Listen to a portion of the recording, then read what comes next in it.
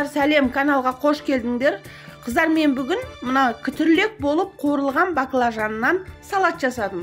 Қазіргі кезде бұл салат хит болып жатыр, кез келген ресторандарда. Өте оңай, өте дәмді, өте күшті салат. Қыздар, қазір бұның жасалу жолдарын сіздерге айтып өтемін. Түкті қиындығы жоқ. Бұған не керек? Бұған баклажан керек, балғар бұрышы керек, мынау кинза керек, чеснок, көк пияз, крахмал, кукурузный, паприка, 9% уксус керек, сосын мынау соевый соус керек, кунжут керек, қант керек, барлығы үйде бар нәрселер ғой енді. Сосын сұйық май керек. Бірақ енді керемет дәмді қыздар. Ең бірінші не істейміз? Қыздар, ең бірінші жалпы негізі мына каналға жазылып, кішкентай ғана қоңыраушаны баса кетіңіздер, болашақта шығатын бүкіл видеоларға куә бола аласыздар. Мінекей, бастаймыз. Баклажан егер ұзын болса 3 бөлікке бөлеміз, қысқа болса 2 бөлікке бөлеміз. Бұны ең бастысы, сіздің қолыңыздағы ең қысқа саусағыңыз бар ғой, бармағыңыз. Соның ұзындығындай болса болды баклажан. Сосын осылай бөлеміз, мінекей бармақтай етіп. Қыздар, ресторандарда негізінде бұны сыртын аршиды. Мен бүгін үйде аршыған жоқ болатын, бұл эксперимент жасап көрген болатын. Қалай болады екен деп, негізінде аршыған дұрыс екен. Сіздер аршып жасаңыздар қабығын, баклажанның қабығын. Мінекей, ең бірінші осылай турап алғаннан кейін сәл-пәл ғана тұз себеміз, көп емес, кішкене ғана, чтоб ана баклажанның суын шығару үшін ғана бұл тұз. Жарай ма?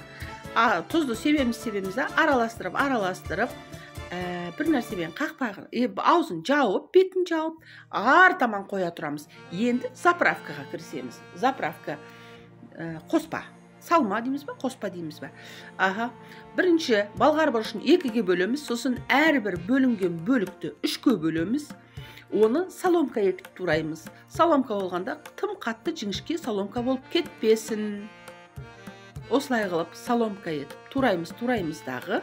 Сосын оны бір ыдысқа сала тұрамыз. Жарай ма? Мінекей бір ыдысқа саламыз осылай. Келесі біреу болды ма, мінекей балғар бұрыш. Келесі көк пияз. Көк пиязды шамамен бір сантиметрдай, аса ұсақ болып кетпесін, 1 сантиметрге етіп турап. Оны да сала тұрамыз жаңағы балғар бұрышының үстіне. Екеу болды ма? Келесі кинза. Кинзаны ұсақтап турап. Бұны да саламыз. Кинзаның иісі енді керемет енді. Білмеймін енді, әркімге әртүрлі шығар, маған енді қатты ұнайды. Үйдегілерге де қатты ұнайды. Вот. Келесі чеснок. Чеснокты да қатты ұсақтап, оны да саламыз. Қыздар, қай нәрседен неше грамм салатынымызды мен описанияға жазып кетем, хорошо? Рецепті жазып кетем. Содан кейін кунжут саламыз. Одан кейін паприка.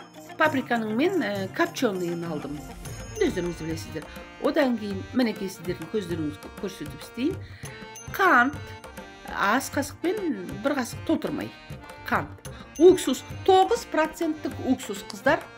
Тағы да қайталап өтейін. Бұл 70% емес, 9% уксус. 1 қасық уксус құйдым. Енді соевый соус. Соевый соус, қыздар, ең алды негізі 3 қасық қосқан дұрыс. Мен ең бірінші 2 қасық құйып, ас қасықпен араластырып көремін. Егер құрғақ болып кетсе, содан кейін 3 қасық, 3-ші қасықты құятын боламын. 2 қасық сұйық май, ас қасықпен 2 қасық сұйық май. Енді осы заправканы жақсылап тұрып араластырамыз. Кстати, қыздар, каналға жазылып кішкентай ғана қоңыраушаны баса кетіңіздер. Енді, мінекей кішкене құрғақтау болып кетті заправкамыз. Тағы да соевый соус құйдым.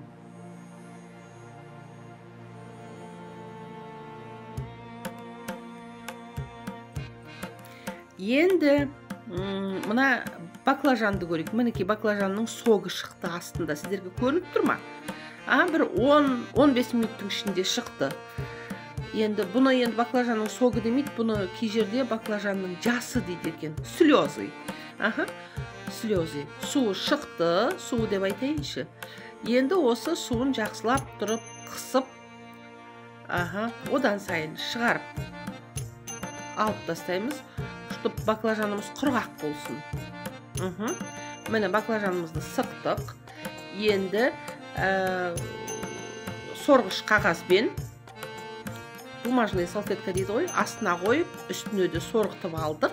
Мына суын жақсылап тұрып, қысқаша айтқанда құрғаттық, сәл-пәл. Аса қатты құрғатамын деп әшейін қатты нетпеңіз, просто сәл-пәл кішкене сорғытып алсаңыз болды суын.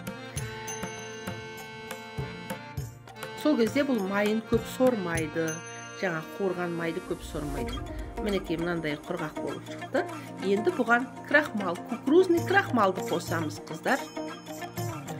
Шамамен бір 3-4 қасық. Өздеріңіздің көз мөлшерлеріңізбен міне осындай қылып қосыңыздар. Бұны қазір біз қуырамыз, сол кезде хрустит дейді ғой орыстар. Хруст деп, қытыр деп, прямо сондай бір приятный болады и сондай дәмді болады.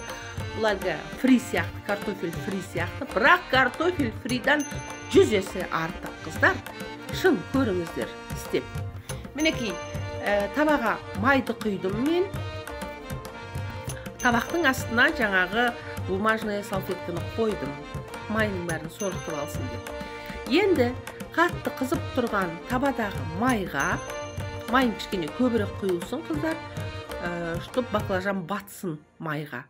Мінекей өте жақсы болып, қызғылт болып шықты.